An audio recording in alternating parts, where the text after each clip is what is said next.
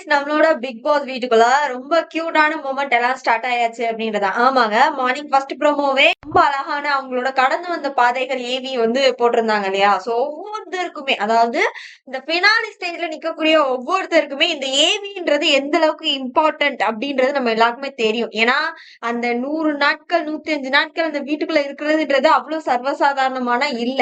அத ஒரு ஒரு வீடியோல வந்து பாக்குறதுன்றது வந்து பத்தாவதுதான். பட் இருந்தாலும் அது வந்து அவங்களுக்கு ரொம்ப ஒரு ஃபுல் சாட்டிஸ்ஃபைங் வீடியோ அப்படின்ற மாதிரி தான் பார்க்க முடியும். இந்த ஏவிய பார்த்து அழுகாதவங்க அப்படின்றது யாராவது இருக்காங்களா? கண்டிப்பா கிடையவே கிடையாதுன்னு தான் நான் சொல்றேன். ஏன்னா அது அந்த அளவுக்கு ஒரு அட்டாச்மெண்ட்டை கொடுத்துருக்கோம் அப்படின்ற மாதிரி தான் நான் பாக்குறேன். பட் போன சீசன் அளவுக்கு இந்த சீசன் அரேஞ்ச்மெண்ட்ஸ் அதிகமா இருக்கான்னா கொஞ்சம் கம்மியா அந்த மாதிரி இருந்தது. ஃபுல் அண்ட் ஃபுல் எடிட்டிங்ல ஃபுல் எஃபோர்ட் இருக்குது சேனல் சைட்ல இருந்து அப்படின்றத நம்மளால பார்க்க முடிஞ்சது. இந்த ஏவில முதல்ல யார கூப்பிட்டுருக்காங்க அப்படின்னா சௌந்தர்யா கூப்பிட்டுருக்காங்க. ஒரு சின்ன கொலப்படி, அதாவது எப்பவுமே வந்து ரிவர்ஸ் ஆர்டர்ல போவாங்க, இல்ல ஃபர்ஸ்ட்ல இருந்து போராடுறத. ஆமே முதல்ல ஏவி பார்க்க கூப்பிட்டுருக்க யாருன்னா சௌந்தர்யா கூப்பிட்டுருக்காங்க. இங்கேயும் ஒரு கொலப்படி நடக்குது. ஐயோ, அப்ப சௌந்தர்யா ஓட்டிங்ல அதிகமாயிட்டாங்களா, முத்து டவுன் ஆயிட்டாரா அப்படின்ற மாதிரியான கொலப்படியும் ஓடிக்கிட்டு இருக்கு. இப்ப இந்த ஏவி அப்படின்ற விஷயங்கள் ஓடும் போது ஃபர்ஸ்ட் போயிட்டு தெளிவா தெரியுது இதுக்காக தான் கூப்பிடுறாங்கன்னு தெரியுது. ஆனா பயங்கர இன்னசென்ட் டிராமா இன்னைக்கு ஆனது. சௌந்தர்யா வந்து ஃபுல் டிராமான்றது தெரிஞ்சுது. அது எதுவுமே தெரியாத மாதிரி, அடுத்தது என்ன பண்ணணும்னு தெரியாத மாதிரி, என்ன நடக்க போது தெரியுது. அது பிக் பாஸ் மேல கேக்குறதுக்காக ஒரு டிராமா ஒண்ணு பண்ணாங்க பாருங்க. நடிக்கிற, ஏன் இவ்வளவு நடிக்கிற அப்படின்ற கேள்விதான் வந்தது. உங்க கியூட்னஸ், நீங்க இன்னசென்ட் இத்தனை நாள் சொன்னீங்கப்பா, நாங்க அதை எல்லாத்தையும் நாங்க அக்செப்ட் பண்ணிக்கிறோம். பிக் பாஸ் வீட்டுக்குள்ள எனக்கு தெரியாது புரியாதுன்னு சொன்ன எல்லாம் ஓகே. இன்னைக்கு அந்த ஆக்டிவிட்டி ஏரியாக்குள்ள போறாங்க, அங்க அவ்வளவு பிக் இருக்கு. அத எங்க வந்து நிக்கணும், அதுக்குன்னு ரெட் மார்க் போடப்பட்டிருக்கு, அதுதான் நிக்கணும்ன்றது. இத்தனை நாட்கள் 100 நாட்களுக்கு மேல அந்த வீட்டுக்குள்ள நிக்கிறாங்க, அவங்களுக்கு தெரியாதா? சோ அது கேக்குறாங்க. பிக் பாஸ் நிக்க சொல்ற, அதுல வந்து நான் உட்காந்துறவா அப்படின்னு சொல்லி ஒரு கேள்வி கேக்குறாங்க. இல்ல அங்க சேரா போட்டிருக்கு. அப்போ அது செருப்படியா பிக் பாஸும் கலாய்க்கிறாரு அந்த இடத்துல. இந்த மாதிரி என்ன சாப்பாடா போடுறேன் இலை போட்டு நிக்கதான் செய்யணும் அப்படின்ற மாதிரி கலாய்ச்சி விட்டுறாரு. உடனே அதுக்கு ஒரு அவங்க சிரிச்ச அந்த ரியாக்ஷன் எல்லாம் வந்து ரொம்ப ஃபேக்னஸா தெரிஞ்சது. உண்மையாவே யார் வந்து கதறினாலும் சரி, கழுவி ஊத்துனாலும் சரி, அதை பத்தி எந்த கவலையும் இல்ல.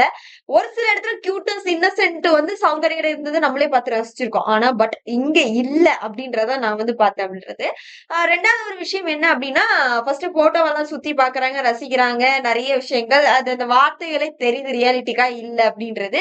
அதுக்கப்புறமா வந்து நிக்கிறாங்க. பிக் பாஸ் அவ்வளவுதானே அப்படின்னு பிக் பாஸ் வந்து பாத்துட்டீங்களா, அப்ப நீங்க கிளம்புங்க அப்படின்ற மாதிரி ஒரு விஷயங்கள் வந்து சொல்றாங்க. அப்ப கிளம்பும் போது ஒண்ணு என்ன, பிக் பாஸ் அவ்வளவுதானா, தெரியுது ஏவின்னு, அத வந்து வேணும்னு இன்னசென்ட்டா கேக்குற மாதிரி ஒரு விஷயங்கள் அப்படின்றது நடந்துட்டு, அடுத்தது வந்து ஒரு விஷயங்கள் பண்றாங்க இல்லையா. அப்ப ஏவி வந்து போடுறதுக்கு முன்னாடியே பிக் பாஸ் வந்து ஒரு கேள்வி அப்படியே பொலிர்னு வந்து ஒரு கேள்வி கேட்டாரு. என்ன அப்படின்னா, நீங்க வந்து என்ன பண்ணீங்க இந்த வீட்டுக்குள்ள, ஏவி போடுங்க அப்படின்னு சொல்லுவோம், என்ன பண்ணீங்கன்னு கேட்டாதீங்க பிக் பாஸ்.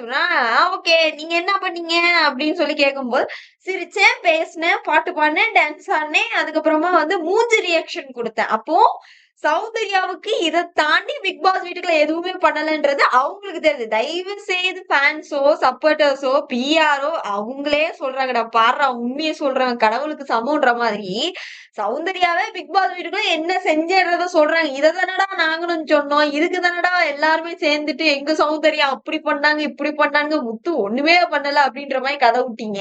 நீங்க உங்க தலைவியே சொல்றாங்க, நான் அந்த பிக் பாஸ் வீட்டுக்குள்ள தின்றேன், டான்ஸ் ஆடினேன், பாட்டு பாடினேன், மூஞ்சி ரியாக்ஷன் கோணிக்கிட்டேன், மார்க் பண்ணேன்றத இவ்வளவு பச்சையா சொல்றாங்க. அப்ப இதுக்கு மேல என்ன வேணும்ன்றாப்லதான் இருந்தது. அப்படியா, சரி நீங்க ஏதாவது பண்ணிருந்தீங்கன்னா ஒண்ணு ரெண்டு கடக்கும் பாப்போம் அப்படின்ற மாதிரி பிக் பாஸ் கலாச்சு விட்டாரு அப்படின்றதுதான் நல்ல ஒரு மூமெண்டா இருந்தது அப்படின்றது. ஒண்ணு விஜய் சார வந்து கலாச்சு ஒரு மூமெண்ட் பண்ற மாதிரி சௌந்தர்யா வந்து ஸ்கோர் பண்ண ட்ரை பண்றாங்க. இல்லாட்டினா இங்க அந்த விஜய் சார் கூட இருக்கிற மூமெண்டே டாம் அண்ட் ஜெரி மூமெண்ட்ன்ற மாதிரி ஒரு பிஆர் கும்பல் வந்து கலப்பி விட்டுருச்சு. இப்ப பிக் பாஸ் கூட இந்த மூமெண்ட்டை பண்றானுங்க பாருங்க, ஐயோ ட்ராப்ல தான் இருந்து. ஏன்னா பெட்டி மூமெண்ட்லயே பிக் பாஸ் செம்மையா கடுப்பாயிட்டாருன்றத நம்மளால பார்க்க முடியுது. சோ ஏவி முடியுது, ஏவி முடிஞ்சது, எமோஷனல் மூமெண்ட் எல்லாமே ஓகே. அப்புறம் வந்து கிளம்பலாமா பிக் பாஸ், எப்படி கிளம்பலாமா பிக் பாஸ் அப்படின்னு அங்க ஒரு கியூட் மூமெண்ட் வந்து ஸ்டார்ட் பண்றாங்களாமா மேடம். பயங்கரமா இருந்ததுங்க. ஆனா எப்பவும் போலதான் பெருசா எதுவும் சொல்லல. நிறைய பேசுறாங்க, மத்தவங்கள பேசுறாங்க. இப்போ மக்களோட மண்டைய மேடம் கழுவுனாங்க.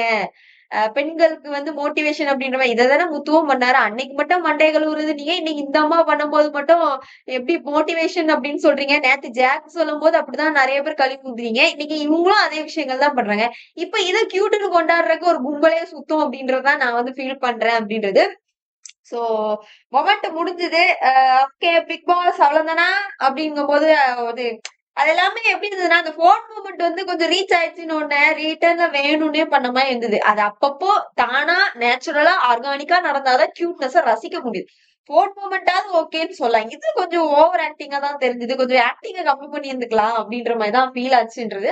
அதுக்கப்புறம் பிக் பாஸ் வந்து கிளம்புங்க ரசி முடிச்சிட்டீங்களா அப்படின்ற மாதிரி வந்து கிளம்பி அனுப்புறாங்க. அந்த கிராக்கர்ஸ் வெடிக்கும் போது அவங்க கொடுத்த ஒரு ரியாக்ஷன் இருக்கு இல்லையா, பயங்கர மொமெண்ட்டுங்க. பயங்கரமான மொமெண்ட். அதாவது ரசிக்கிறாங்க. எவ்வளவு கியூட்டா இருக்காங்க பாருங்க நம்மளோட சௌந்தர்யா. அந்த சிரிப்பு, அந்த கிராக்கர்ஸ் முடிஞ்ச உடனே ஐயோ அப்படின்னு மூஞ்சி வச்சதெல்லாம் பக்காவான ஒரு குயின். கியூட் குயின் அவங்கலாம். ரசிங்க மக்களே. இந்த கியூட் குயினோட மொமெண்ட்டை பத்தி நீங்க என்ன நினைக்கிறீங்க அப்படின்றத கொஞ்சம் கமெண்ட் செக்ஷன்ல